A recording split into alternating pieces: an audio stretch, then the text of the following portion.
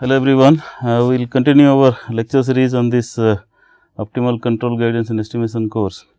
We have finished 6 lectures already, and we have already gave some overview of calculus of variation in scalar, scalar variables. What I am going to do here in this particular lecture is to review that briefly, what we discussed in the last class, followed by its extensions to vector, vector concepts and all that multidimensional things, which is very similar to scalars anyway. So, first thing is a summary of what we discussed in the last lecture, the calculus of variations for scalar problems especially. So, this is the concept that we discussed. We discussed something like on one side there is a function and its increment, and the other side is a functional and its increment, and both appear to be quite similar, provided the x axis turns out to be like in this particular case it is free variable time, but whereas in this it is the x of t basically. So, it is, you can interpret it something like a function of function sort of thing, that is how, where this delta x can be a variation with respect to time. Okay. Then if it varies with respect to time, then how this j varies, okay. That is ultimately the implication basically. Then we discussed many things about in increment of a function is this delta f approximated as df. Similarly, increment is delta j approximated as del j. Okay, slight notational change, this is df versus it is delta j sort of thing. So, just to make sure that this is variations. Then we discussed about differential of a function and variation of a functional, things like that, and we carried out this algebra, and using this Taylor series we landed up this kind of expression for delta f, and then it turns out that when delta t goes to 0, and we will end up with something like df. Okay. So, in general you can tell df is something like f dot into delta t in general basically. So, a very similar concept you can do this way also here, and you can take first variation, second variation, things like that, where first variation is can be computed this way. And as I told last class, if somebody does not tell by default variation means first variation can be computed this way. We also gave examples how to compute and things like that in the last class actually. Okay. So, then coming to the boundary condition, we discussed two classes of boundary condition, and the fixed endpoint problems and free endpoint problems. Fixed endpoint problem can be kind of fixed both in time and state, or time in the free variable. This time is the free variable and x is the dependent variable. It can be fixed both sense. T0 at T0 x can be fixed, at Tf x can also be fixed, or it can also be something like free endpoint problems, where the endpoint can be completely free, or it can be required to lie on a specific curve. And I gave you an example of satellite launch and all that. When you launch a satellite, does not matter where you join the orbit, but from there onwards it will keep on staying in the orbit anyway. So, all that it matters is just to leave it somewhere in the orbit on orbital conditions actually. So, that's how these problems are defined that way. Alright, so then optimum of a functional we also discussed, and we had this formal definition that a functional is said to have a relative optimum at x star of t. Remember, it is not a particular point, but x star itself is a function of time. So, it is a functional is said to have a relative optimum at x star of t if there exists some epsilon is greater than 0, such that the function this x of t will satisfy this kind of a condition. Okay. Whenever it satisfies this, then you have this increment of j should have the same sign. That means, if you are talking about a minimum, then this delta j of x minus j of x star should always be positive, no matter what kind of variation you talk about. If whatever variation you have, okay, either up or down or whatever it is actually, okay, irrespective of whatever variation you have, delta j will keep on getting positive. That means, j of x star is supposed to have a local minimum. And similarly, if delta j is less than 0, then j of x star is supposed to have a local maximum actually. Okay. And obviously, if the relationships are satisfied arbitrarily large value for it is satisfied for arbitrarily large value of epsilon, then j of x star is said to have a global optimum actually. And we also discussed about this variation concept and all. If x star happens to be an optimum path, then all that you are talking about is a neighborhood path of that actually. So, whatever neighbors you are getting, that kind of a thing we are talking about actually. Okay. So, then we discussed about some fundamental theorem of calculus of variation, and it turns out that for x star of t to be a candidate optimum, the following condition has to hold good. That means, the first variation has to be 0 for all admissible delta x. See, this delta x turns out to be the difference between these two actually. So, for all admissible delta x, your delta j has to be equal to 0, that happens to be a necessary condition, and a sufficiency condition happens to be second variation should be greater than 0 for a minimum, or second variation should be less than 0 for a maximum. And when it I mean this concept are kind of you can think about very parallel to the static optimization, but they are ideas of calculus of variations rather. We also discussed this nice beautiful little fundamental lemma, okay, and it was told that if for every continuous function g of t this equation is satisfied, this integral equation is satisfied, okay, where the variation delta x is continuous in t, okay, then the the only condition that is required is delta x has to be continuous, that is all. Okay. Then it turns out that g of t has to be 0 in the entire interval. Okay. So, that is that is a nice property, and then many times we will use it also actually. Okay. And this was a very simple proof also. We took at the interval, and then in that interval we took the function everywhere 0, but in that interval it is not 0, and we can always construct a delta x which is again non-zero in that particular interval, and then this integral happens to be non-zero. Okay. If you do that, then this account that is a kind of counter argument sort of thing. So, taking help of that we could show that it cannot happen. So, that proof by contradiction and all that. So, then we landed up with the conclusion that g of t has to be 0. It looks a very simple theorem, but there is a lot of great implications later. Then about conditions of optimality, we defined the problem that we have to optimize this kind of a function, okay, where t0 and tf both are fixed, and all that you have to do is to make sure that the first variation is 0.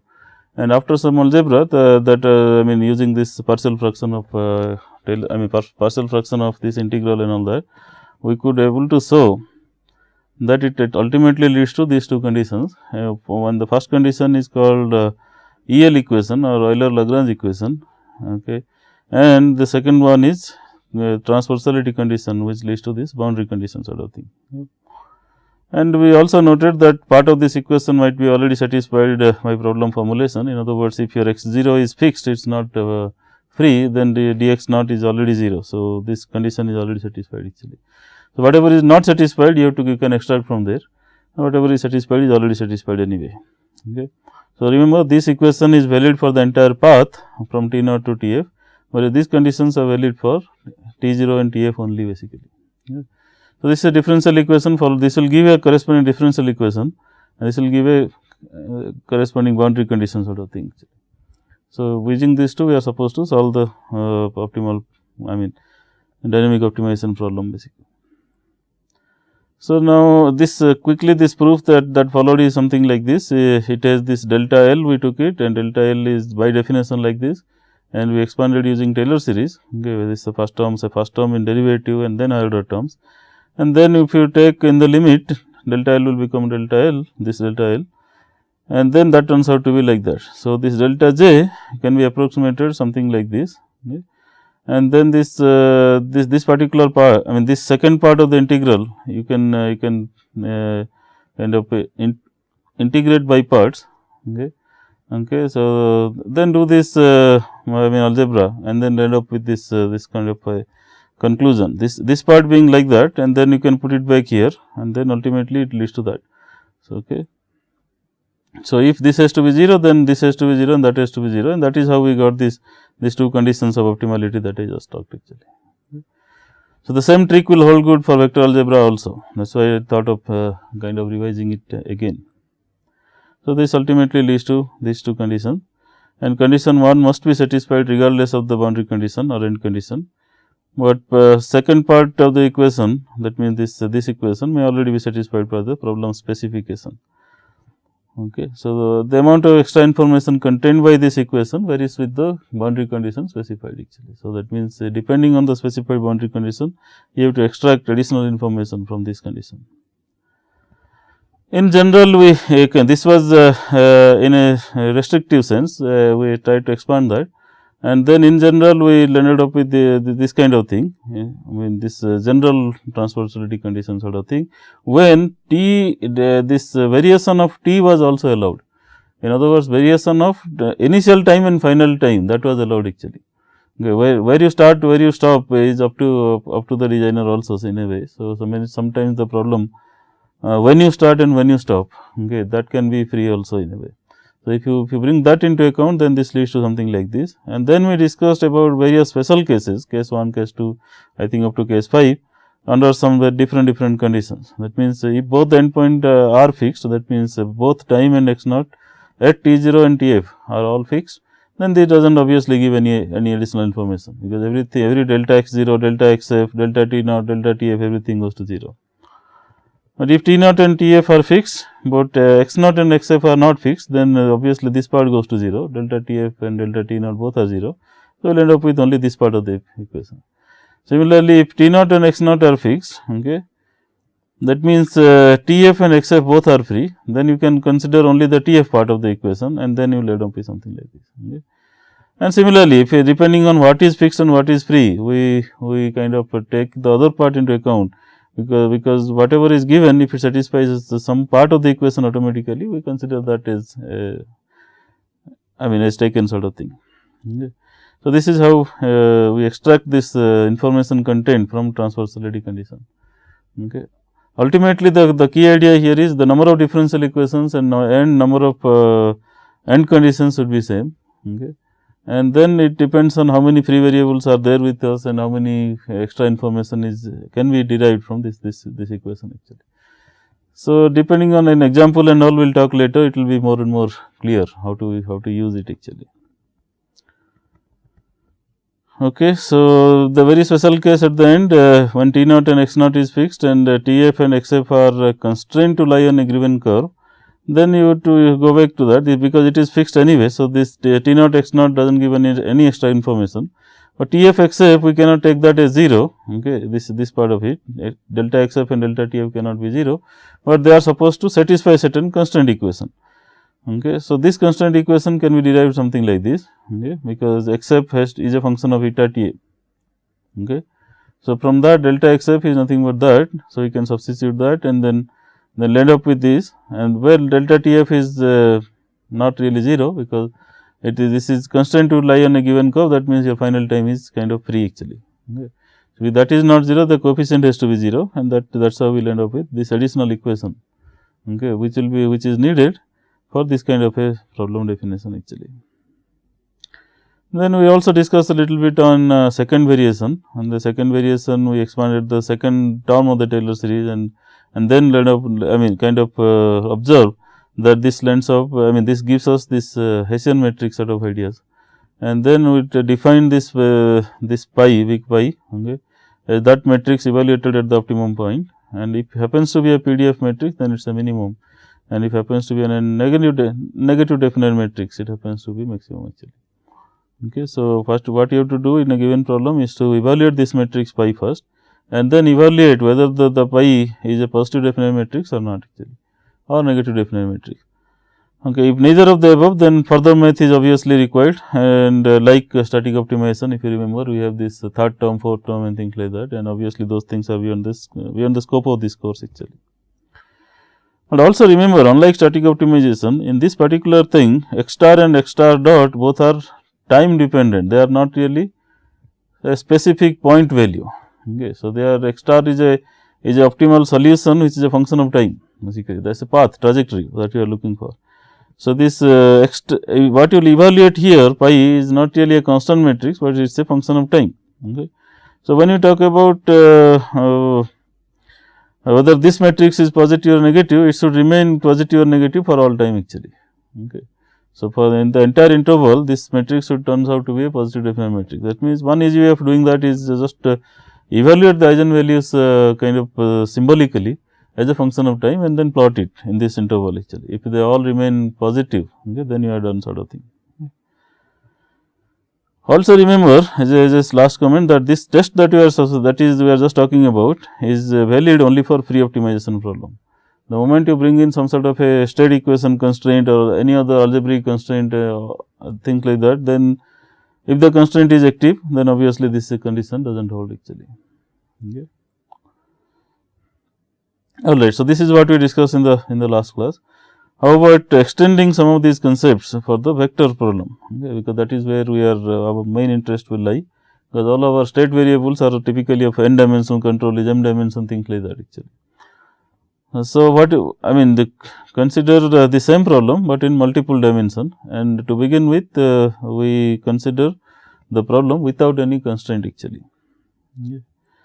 So, just I mean, what you see here is very similar concepts. The only difference will be the small x will be replaced by capital X now, where this capital X contains n dimensions, I mean n components x1, x2 up to xn actually. Okay. And obviously, again the similar sort of ideas will take T0 and Tf both are fixed, and our objective is to make sure that delta j goes to 0 for arbitrary delta x actually. Okay. So, again the similar algebra it will do that in a second, but using the similar algebra it will end up very similar looking equation. But remember, these two equations now are not exactly same as what you have seen before, especially this particular equation contains n equations really, del L by del x1 minus d by dt del L by del x1 dot equal to 0, then you can substitute by x2 x3 like that. So, it really contains about n equations actually. Alright, and here transpose is also a must, because this itself is a vector and that is also a vector. So, what you are talking here is very closely what we have done in scalar problem, but not exactly one to one sort of thing. And proof also will this particular condition derivation proof will also be very close, but just be careful about your algebra, that is all actually. Okay. Because vector matrix algebra is not very similar to scalar algebra, that is the only thing actually. So, what you are looking for is delta j, okay, has to go to 0, and delta j is something like this, and obviously the second term again is a problem. So, we try to kind of simplify the second problem, and second problem this delta x dot is nothing but d by dt for delta x by definition, and now we integrate by parts, and then we just tell okay, this is the first term, this is the second term. So, we will keep that as first term into integration of the second term, which is delta x minus and differential of the first term, okay, times this one. Okay. Right. So, this is how it is. I think most perhaps this is like this. Okay, I think one term is missing there probably. Maybe this is a transpose here. Okay, so just note that transpose. I mean, there is a, because this is a vector matrix algebra. So, this has to be noted actually, because you just cannot afford to lose this transpose and all that actually. Okay, because if this is a vector and that is a vector, ultimately multiplication has to be a scalar actually. Okay. Alright, so this is how it is, and then we carry on with this same thing. I mean, this term ended up with something like this. This leads to that. So, we take this term and substitute it back, okay, in this expression, and then see that these two terms, and then substitute that, and then end up with something like this actually. Okay. Exactly same, just that this transpose cannot be omitted, and then left cannot go to right, things like that actually. The multiplication order has to be maintained, transpose has to be in place, things like that way. Okay. So, okay. Yeah, there is one more transpose missing looks like. So, let me correct that. This is where I think probably here. Okay. Anyway, so this is how algebra proceeds. Okay. And then same thing, it goes to 0. So, obviously, this coefficient has to go to 0. So, this first term will give us the CL equation, and the second term will give us the transversality or boundary condition basically. Okay. So, in any given problem, it is our duty to satisfy both the conditions and carry out the necessary algebra, which will make sure that these conditions are satisfied. And again, extending the transversality condition, we can go for this similar ideas, del L by del x transpose delta x and things like that. And special case is very similar to the scalar cases, and remember these are the cases that I am talking actually. Okay. These are the cases that I am talking. That means either fixed endpoint or partly fixed, or the T naught and Tf both are fixed, or the states are free, like that actually. That kind of conditions we are talking here, and everything will be very parallel to what you have discussed there. Just that you have to be slightly careful about your algebra actually. Okay. All right. So, this is the condition that is there. Now, okay, that is all about free optimization, which is very parallel to the scalar case.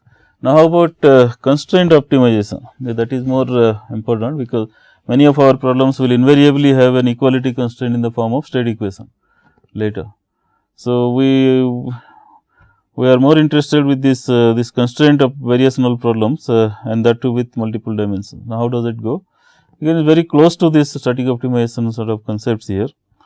So, what you are looking for the problem is to optimize this cost function, okay, or rather the cost functional j, okay, which can be a nonlinear function, okay, some meaningful nonlinear function containing both x dot as well as time, okay, and it is subject to this this equality constraint.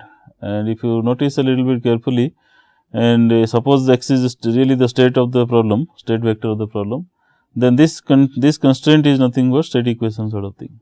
Okay, because normally we have x dot equal to, okay, normally we have something like x dot equal to f of x u sort of thing, or whatever. You can take that out for a second, okay, and then tell, okay, that is how it is. My, let us say x is, I mean u is, we are not talking right now. So, let us not talk about that.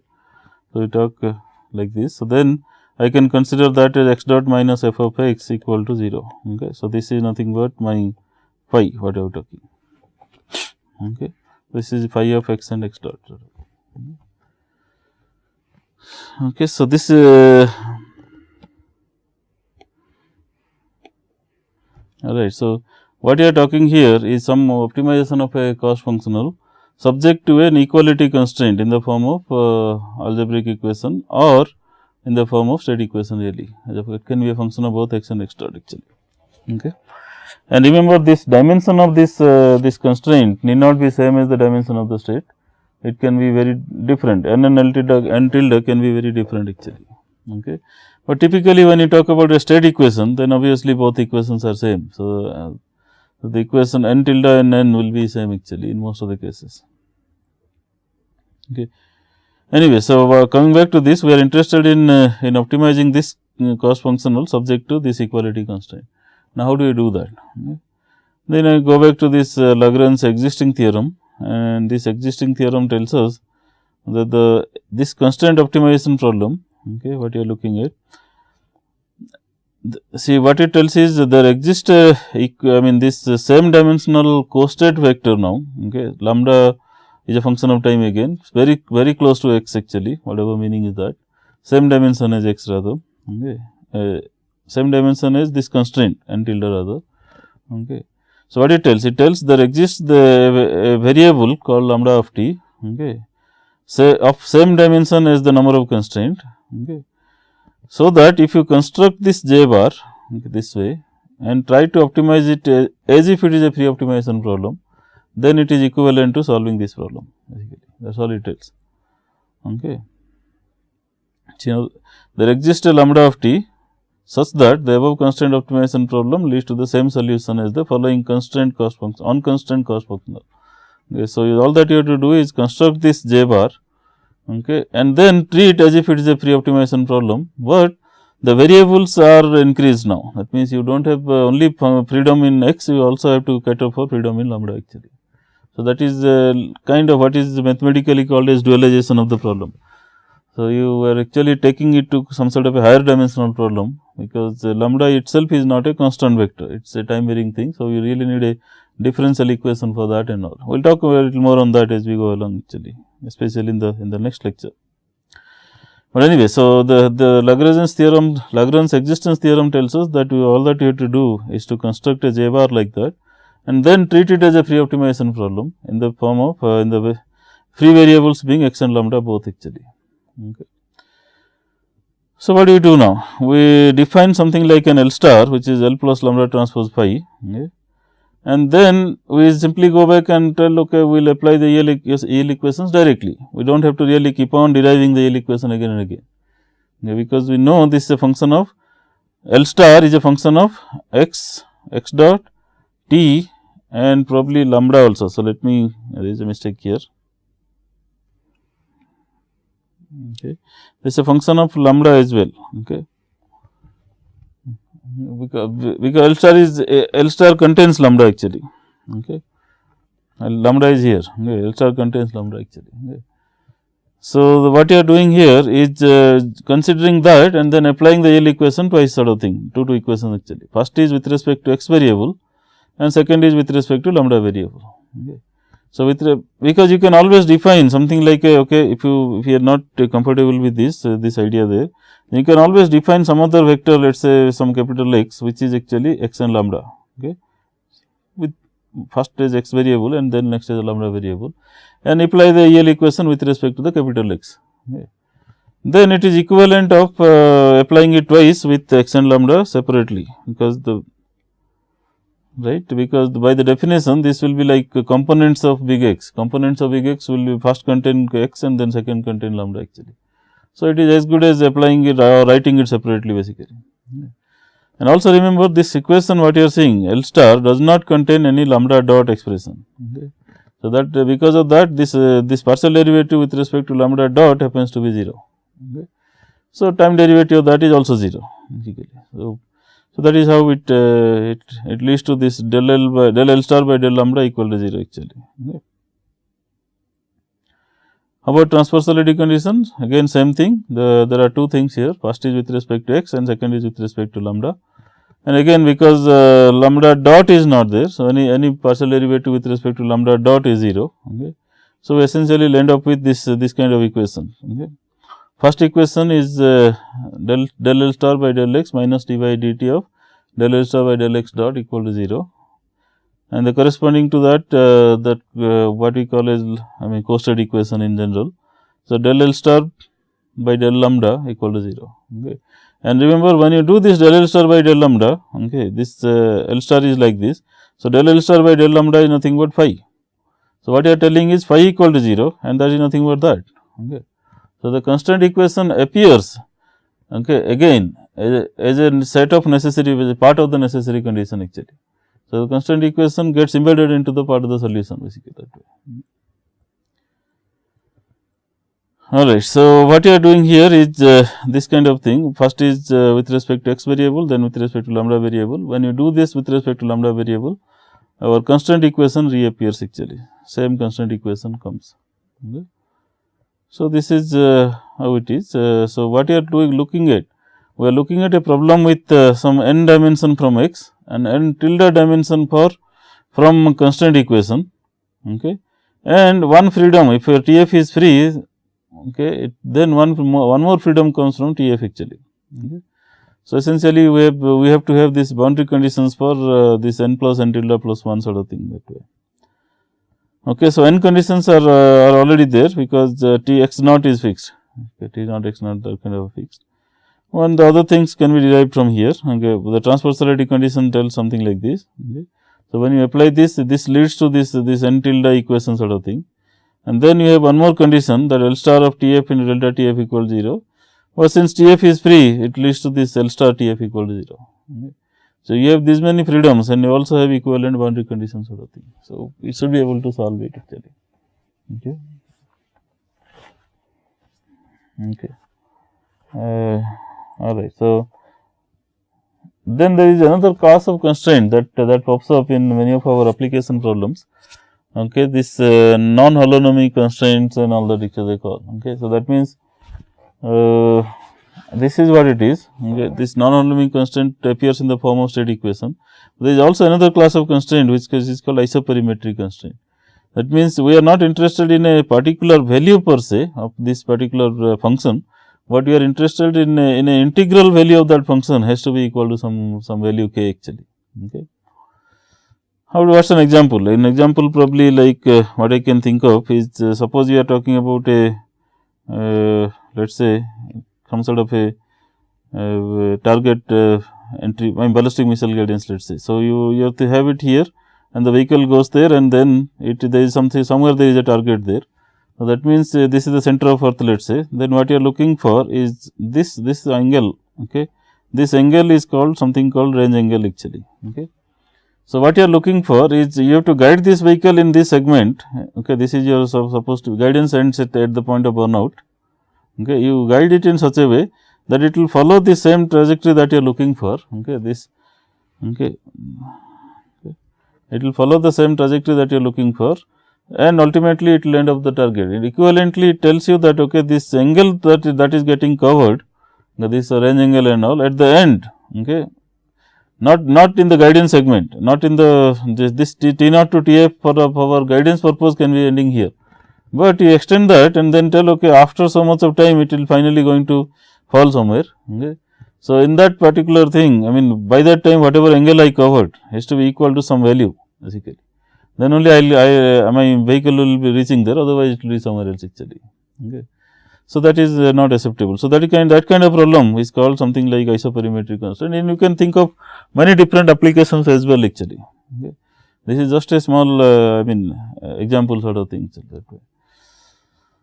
Okay. So, there are cases where it will appear this kind of constraint. Now, how do we handle that? Okay. Because we have not talked about anything about that so far basically. Now, if you are a little bit clever, then you can think that okay, integral is kind of an counterpart of differentiation actually. So, then what I will do, I will define another kind of state equation, state variable sort of thing, another free variable x n plus 1, which is not part of n. Okay, remember x contains x1 to xn. So, I will define another variable x n plus 1 such that x n plus 1 dot is nothing but that. Okay. So, what do I do? If I integrate it both sides from T0 to TF, what I am learning here, because this is by definition x n plus 1 dot is nothing but that, and that is nothing but this constraint equation basically. So, this integral of this x n plus 1 dot dt is nothing but equal to k. Okay. But this one can be expanded now as x n plus 1 TF minus x n plus 1 T0 equal to k. Okay. So, this equation that you are looking for, okay, this particular equation, okay, is actually two free variables and one equation, right. I mean, we do not know, as long as the difference is k, then we are okay, because this appears as a this non-holonomic constraint sort of thing. So, this constraint is accounted for. Only the boundary condition sense we need something, and we got it actually, but it happens to be like two free variables and one equation actually. So, what do we do now? So, essentially the idea here is you can choose one of these two and fix the other one, okay, because anyway it is a free variable sort of thing. Okay. As long as this differential equation is satisfied, then we are done anyway. The boundary condition does not matter that much as long as the difference happens to be k. So, you can select one and fix other, and whatever you are selecting can be interpreted as something like a tuning variable. That means, if you select a different value, the results may be different and all that way. So, it happens the one that you select happens to be a tuning parameter, the rest of the thing will go as part of the equation actually. Okay. So, if you are not sure what value to select and all that, obviously an idea is select the x n plus 1 T0 equal to 0, and then x n plus 1 TF will automatically become k. Now, that is just a guideline sort of thing actually. Okay. So, again I am emphasizing that because many practical problems you may end up with some constraint like this for the objective to be met actually. So, in those situations, one idea is to define an additional free variable x n plus 1 and do this, bring in this additional constraint equation in the form of non-holonomic constraint actually. And associated boundary conditions will be derived from the constraint equation. So, what is the summary again? The summary is the following additional non-holonomic constraint is introduced, okay, with the boundary condition like this. Okay. And again this 0 can be some other thing. If you select some other number, then this k plus that number will appear here actually, and that happens to be your design flexibility sort of thing actually. Okay. So, what is essentially done is the original problem is augmented with this information, this constraint equation with this boundary condition, and then it is attempted to, we attempt to solve this actually. Okay. Let us go for a small example problem now, which will make our idea slightly more clear probably. Okay.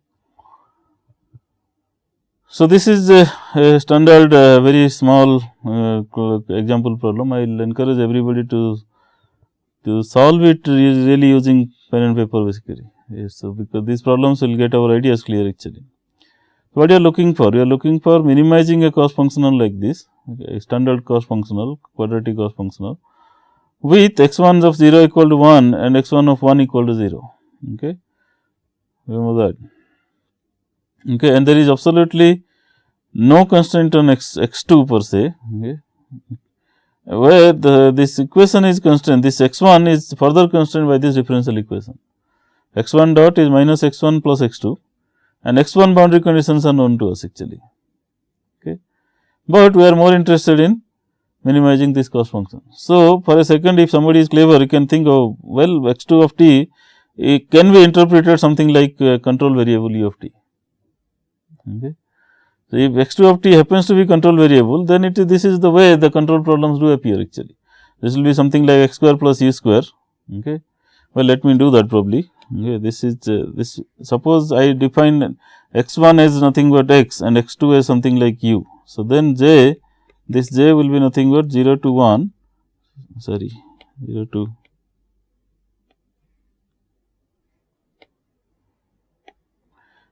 1, okay, x square plus u square into dt, okay, subject to, okay, x dot equal to minus x plus u, okay, and then boundary condition is x of 0 equal to 1 and x of 1 equal to 0. Okay. That means, in a time thing, if you talk about x, you are talking about x of 0 equal to 1. So, you have this 1 and x of t equal to 1 somewhere here it has to be 0. I do not know how it will develop the entire trajectory. It may not be a straight line. So, it can develop whatever way it wants actually. Okay. It can develop whatever way you like to have. Only condition is it has to optimize this cost function on the way. It has to minimize this cost function actually. Okay. So, this is, if you interpret this problem, what you are looking for here, it is actually the same problem is getting embedded in the form of this x1, x2 variable here actually. Okay. So, in other words, we are trying to solve an optimal control problem here in an indirect way actually. Okay. That is the message there. And also remember this this path that I put, we do not know how it will look like right now. Okay. We will see whatever the equation pops up, okay, accordingly it will evolve actually. Okay. But it has to satisfy the boundary condition, that is there is no compromise on that actually. Okay. So, that means x of 0 has to be 1, x of 1 has to be 0. Okay. They are the two conditions actually. And also remember, we are mainly interested in the interval 0 to 1. We are not interested in anything beyond that. These are this fixed final time problem sort of thing actually. Your initial time is fixed at 0, your final time is fixed at 1. Okay. There is no variation of those values actually, and this final initial value of the x is 1 and the final value of x1 is also 1 actually. Okay. So, that there is no freedom of that. So, you can think of it is something like a fixed endpoint condition problem actually. Okay. All right. So, let us proceed further. So, what do you do actually? We will not worry about x and u and things like that. We will confine our discussion with x1 and x2, because we have not even introduced an optimal control problem, which we will do it in next class anyway. But I mean, looking at this, we will just go back to our EL equation and try to get an answer for this actually. So, what you are doing? There are two ways of doing that. One, let us follow method 1 first. Here, I will be slightly clever. I mean, then okay, I will look at this equation and I know everything, all the algebra that is necessary in the form of x1, x1 dot and all that way. So, how about simply eliminating x2 from here? So, I will try to eliminate x2, okay, and then x2 is nothing but x1 dot plus x1, okay, and I go back and substitute that there. One part is x1, so I will x1 square, so I will keep it x1 square as x1 square, and x2 square, okay, is x2 is nothing but x1 dot plus x1. So, I will substitute that x1 dot plus x1 square. Now, it is a problem of purely in the form of x1, x2 is gone actually, and the x1 boundary conditions are also available. So, we will be able to solve it actually. Let us see how to do that. So, what is the EL equation? EL equation tells us that this is true, okay, and also I mean there is a small mistake here, this is both x1 and x1 here, okay, alright. Okay. So, we put this del L by del x1 minus d by dt of del L by del x1 dot equal to 1, I mean equal 0. Then what you are doing here is nothing but this del L by del x1, okay, the L is like this. So, what is del L by del x1? 2x1 from here, and this is nothing but this I mean this chain rule of derivation to apply, then it turns out to be 2 into that, and then partial derivative of del x1 by del x1, that is 1 actually, okay. So, 2x1 plus 2 of that minus d by dt of partial derivative with respect to x1 dot now. Now, when you do x1 dot, then this one there again the coefficient is 1. So, you will end up with that actually. Okay. So, when you do this partial derivative with respect to x1 dot, do not consider x1 as dependent on that and on that. They are two different quantities actually. Okay. So, we will end up with something like this equation. So, now it is time to simplify a little bit. We simplify. Okay, it turns out to be like this, and essentially you can see that this is nothing but x1 double dot, okay, and this guy cancel out, okay, this x1 dot and x1 dot cancels out here, plus and minus, okay, and I am left out with this this differential equation, okay, x1 double dot minus 2x1 equal to 0, okay. So, this is rather easy to solve. I mean, this is linear equation sort of thing, second order linear equation, homogeneous. So, characteristic equation turns out to be lambda square minus 2 equal to 0, and then lambda equal to plus or minus root 2. So, x1 t is nothing but c1 times this plus c2 times the other one, okay. And x2 obviously we know, because x2 we already eliminated, this is what it is. The moment we know x1, okay, we can always construct x2 from this algebra, x1 dot plus x1, okay, because x1 is purely a function of time now. So, I can construct x2 very easily rather. Now, what is the boundary condition? Boundary condition tells us that these two boundary conditions, x1 of 0 is 1 and x1 of 1 is 0. Okay. So, when you substitute t equal to 0, then e to the power 0 is 1 anyway. So, what it gives us? This is 1 equal to c1 times 1 plus c2 times 1. So, this is nothing but 1 equal to c1 plus c2. So, I am putting that here, 1 equal to c1, okay, plus c2. This is embedded here. The second one is at t equal to 1, okay, that means when this coefficient will become e to the power root 2 and e to the power minus root 2, okay, that is what it will come here, okay, that value will become 0. So, or if you are not comfortable, you can just write these equations again. So, this first equation leads to 1 equal to c1 plus c2, the second equation leads to 0 equal to c1 e to the power root 2 of root 2, because root 2 times 1, that is what it will turn out to be.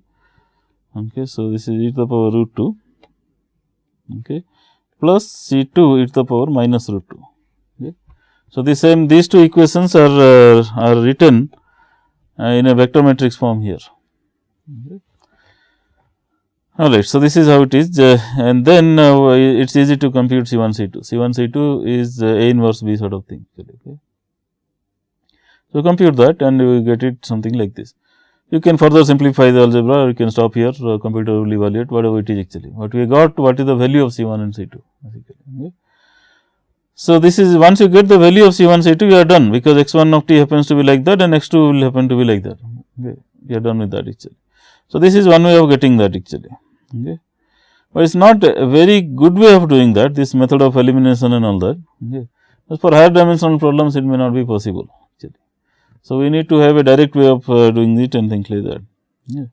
So, let us go to this method 2, which we just studied, that Lagrange approach sort of thing. So, remember this is the constraint equation, right. This is a cost function that I want to minimize subject to this constraint equation. So, we can introduce this Lagrange variable and then introduce additional equation and all that actually. That is what we are going to do here. So, L star is nothing but L plus lambda into that phi, whatever phi is actually. Okay. So, this will end up like that. Now, we have real equations in 3 variables, because x1, x2 and lambda. Okay. We have not eliminated x2. So, x2 happens to be a free variable also basically. Okay. Just that x2 dot is not there and lambda dot is also not there. So, these two quantities will go to 0. Okay. So, what you are looking for is this equation and these two equations actually. Okay. Right, this L star will contain L plus lambda transpose F or transpose phi, but it's a single equation anyway. So, we don't need the transpose, it's a scalar equation, and L is nothing but that. L is whatever comes inside the integral. Okay. So, this is how it is constructed. L is whatever comes inside the integral plus lambda times, in general it is lambda transpose times phi, but here it is one scalar equation anyway. We take lambda times phi, phi is nothing but that. Okay. This is by definition. Okay. Then when you start applying L equation, it is nothing but individual component wise you will apply. First we apply with respect to x1. So, del L star by del x1 minus d by dt del L star by del x1 dot equal to 0. Similarly, you replace with x2 and then formulate this equation, and that by lambda and formulate this equation. And it turns out that there is in this L star there is no x2 dot expression anywhere, and there is no lambda dot expression anywhere either actually. Okay. So, that is the reason why these two becomes 0. Okay, these two are gone. So, you will end up with this equation as well as these two equations that needs to be solved actually. Okay. So, what does it lead to? Del L1 del L star by del x1 minus d by dt of this quantity. Okay. So, this will lead to this one, this equation. Okay, let us and then del L star by del x2 will lead to that equation, and then this del L star by del lambda will lead to the same constant equation that you have seen before. Okay. Once you take out del lambda del L star by del lambda equal to 0, that means this is equal to 0. This x1 dot plus x1 minus x2 equal to 0, that is nothing but the constant equation that we started here. Okay. Alright, so this is how it will appear basically. Okay, this algebra sense, well, it is very simple rather. Let us try to do something actually. So, L star is like that. So, del L star by del x1. Okay. Okay, if you look at that, that is nothing but 2x1 plus lambda actually, because 2x1 from the first term and then lambda will come. Similarly, del L star by del x1 dot, if you talk about, that is nothing but lambda basically. Okay. Okay. So, what you have here is 2x1, okay, this is 2x1. Okay. So, when you substitute this equation, these two, what you will end up with 2x1 plus lambda, okay, from the first one, plus d by dt of lambda, that is lambda dot equal to 0. Okay. That is what you are getting here. Okay. The very first equation, that is 2x1 plus lambda from this side, then the lambda dot from the second one actually, that is equal to 0. Okay. Similarly, when you do this algebra of del L star by del x2, then all that you are having is here 2x2, okay, minus lambda. Okay. So, that is 2x2 minus lambda equal to 0. And similarly, when you do this other one, that is very straightforward. This equation has to be there, all the coefficient of lambda has to appear, and that nothing but the same constant equation. That is how we get it here actually. Okay. Now, it is time for us to solve these three equations, and these three equations can be solved, okay, in variety of ways obviously, and we can solve it whatever way we want actually. Okay. Let us follow one approach where you can think, okay, I can eliminate lambda from equation 1b. Okay. So, I will eliminate that, I get lambda equal to 2x2, okay, and x2 is nothing but x2 into x1, I mean x2 is nothing but x1 dot plus x1 here, this equation. Okay. So, 2 and so now you can go back and tell, okay, I will use this equation 2 and 1b, okay, gives me that kind of equation basically. Okay. Alright. Lambda you have eliminated. Okay. So, what you are getting here, lambda dot is nothing but the 2x, okay. Well, I don't know, 2 into 1a probably. Yeah, I think this should be probably 1a. Okay. Just check it, I mean, you can do it yourself probably. Okay, if you use this now, what have we done here? What have we done here? We have eliminated lambda from here. So, we have used this equation 1b in a way. Okay, and then when you x2, okay, then x2 we have used this equation also, right, by putting this. Okay. What you have not used is this equation actually. So, this equation is substituted back, and ultimately get lambda dot is nothing but 2x1 plus lambda. Okay.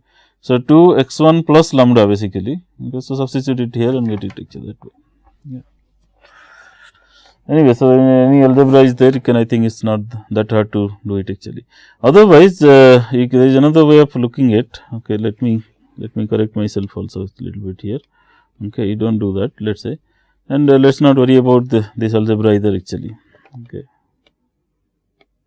yeah, let's not forget this comment actually. Okay, so what you can think about is lambda is nothing but that. So what is lambda dot here? Okay, lambda dot, if I just take a differentiation here, is nothing but 2x1 double dot plus x1 dot.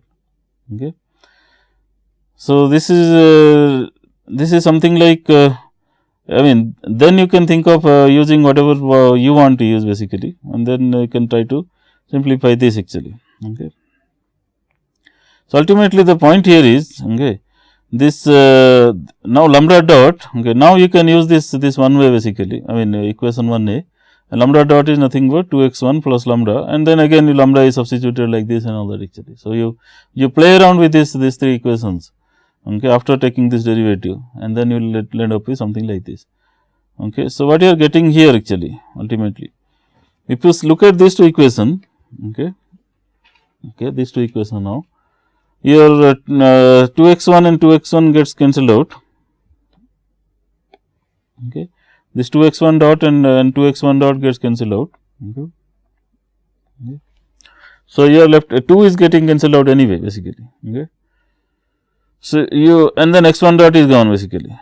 Okay. So what you are left out is something like x1 double dot is nothing but 2x1. Okay. Just look at this algebra. I mean, just have to cancel out the terms that are gone and just keep the remaining terms actually. Okay. Okay, so 2x1 double dot will happen to be 4x1, and hence x1 double dot is nothing but 2x1 actually. So this is what we got before as well, right? I mean, if you look at this equation before, okay, we landed up this equation anyway. X1 double dot is 2x1. Then we carried out the simplification, I mean solution of that and all that way. So this is also similar thing. We ended up with this equation. Okay, so exactly same equation as before. Hence we can proceed the same way. I don't have to do the further algebra actually. Okay. So finally, this expression turns out to be like this. Remember, we have solved this equation that way. C1 C2 is also available as numbers basically. So finally, we have this x1 is that, and x2 is nothing but x1 dot plus x1. So I carry out the algebra that is necessary for this x1 dot, and then add the same expression x1 again basically. Okay. We will end up with something like this. So that is how you get a solution basically. So as I told before, if you consider x2 of t as nothing but u of t, that is a control variable rather, then in the process what you have done is actually we have solved an optimal control problem already basically. Okay.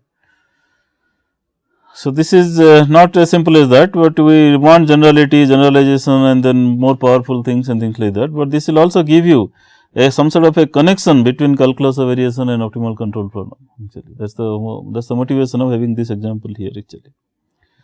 Okay, so this is what we are gearing up towards that in the next class. But before going to the next class, our main objective in the entire course is to lead towards this optimal control and estimation concept sort of thing. So this is again, I thought I will just put a few words about what the optimal control problem per se. We discussed that before actually anyway. So variety of optimal control problems can be thought about putting it something like this, that our objective is to find an admissible history of control variable now. Okay, that is primarily more important what you have, which will cause these three things. First, it should cause the system governed by this differential equation. Now it is a steady equation. Okay, it's whatever you take the solution u of t and substitute it here and kind of solve this equation, either closed form or numerical, whatever way. Whatever resulting x of t will get is called state trajectory, and that state trajectory should be admissible actually. Okay, it should not violate any constraint on the states actually. Okay. So the objective here is to find an admissible time history of the control variable in this segment in R2TF such that it causes the system governed by this differential equation to follow an admissible trajectory.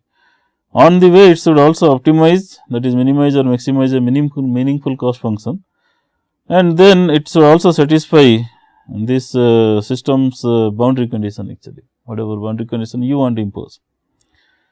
right? Either it can be position constraint or it can be time constraint or whatever you want to do in the final thing, it should satisfy that as well. And on the way it should satisfy this this cost function, okay, which contains partly the path dependent cost and the final boundary condition cost sort of thing. Okay. And discussed about this also, but let me quickly summarize it again. Okay. This cost function that you are looking at is kind of fairly generic. It can embed various class of problems actually. Okay. First thing we discussed before is how do you talk about minimization of something like operational time. Okay. The time taken from reaching a goal point from starting from a given point, that is your minimum time missile guidance, you can think about that problem actually. Okay. So, then in this framework you can think this is 0 and this is 1, okay, then it will lead to that. So, phi is 0 and 1. So, that is nothing but integration of 1 dt is nothing but Tf minus T0, that is what you want to minimize. So, if you take phi equal 0 and L equal to 1, you essentially end up with a minimum time problem sort of thing. Then minimization of the control variable, if you talk about that, then it is U transpose RU, that means R1 times U1 square R plus R2 times U2 square, like that. If R is a diagonal matrix of R1, R2 and all that, then you have this cost function which contains these terms, half of this R1 U1 square plus R2 U2 square and all that, and each of the entries being positive thing, it will lead to something like a positive definite function basically. Okay. So, you want to minimize that, okay. Then you will ultimately end up with minimum control effort. Similarly, if you talk about okay, in other words, if you talk about this, then again still phi is 0 in this thing and L happens to be this function actually. Okay. Similarly, if you have a minimum deviation from the state, minimum deviation of state from a fixed value C with minimum control effort, I talked about that as a kind of a helicopter hovering problem and all that, then well, it is x minus C is the error that you want to minimize. So, x minus C transpose q times x minus C is one term where the error of x with respect to C gets minimized, and then you have U transpose RU where the control gets minimized on the process actually. Okay. So, what you are having? You are still having this phi equal to 0 and L equal to all these things inside, and along with that half is there. Typically, half is also, I mean this half does not play a major role, but that actually helps us to simplify the algebra later. Okay. Many of these as you see, these real equations and all will talk about derivatives. Okay. When you take derivatives or partial derivatives rather, then this half term, because these are quadratic terms, having a half term means half and 2 will go. So, we do not have to carry this number 2 all the way, and it does not really affect the quality of the solution. I mean the solution where it is supposed to lie, j and half of j will have the solution at the same point, that is more important actually. What you are looking for is the solution of the trajectory itself. Okay. So, that means j or half j minimization is one and the same for us actually. Okay. Then different examples, if you want to minimize the deviation of state from origin with minimum control effort, and you can think of this delta x and delta u, then it is nothing but regulator problem actually. This variable instead of x, it is consider that as delta x being some deviation with respect to some known trajectory sort of thing, and similarly the deviation of control delta u, then this cost function happens to be a regulator problem actually. So, what you are looking for is phi is 0 and L happens to be like that. But what about this kind of a function where you minimize the control effort on the way, but we do not worry about minimization of the states on the way, but you worry about reaching a final goal point C. Okay. So, that means x minus C happens to be at end actually. Okay. So, then you would think of minimizing this kind of a cost function where phi happens to be like this, not 0 anymore, and L happens to be like that actually. Okay. So, these are the class of problems that you talk of, various class of problems that you can embed within this this generic cost function sort of thing. That does not mean you have to confine yourself within this class all the time, you can think about your own cost function as well actually. Okay. And then along with this cost function, we have to have this boundary condition, and as I told before, these boundary conditions happens to be either fixed endpoint, pre endpoint or variety class and things like that. So, this will embed an optimal control problem, and very quickly in the next class we will see how do we take advantage of this calculus of variation to solve this optimal control problem, where we lead to actually. All that is all in this particular lecture. Thank you.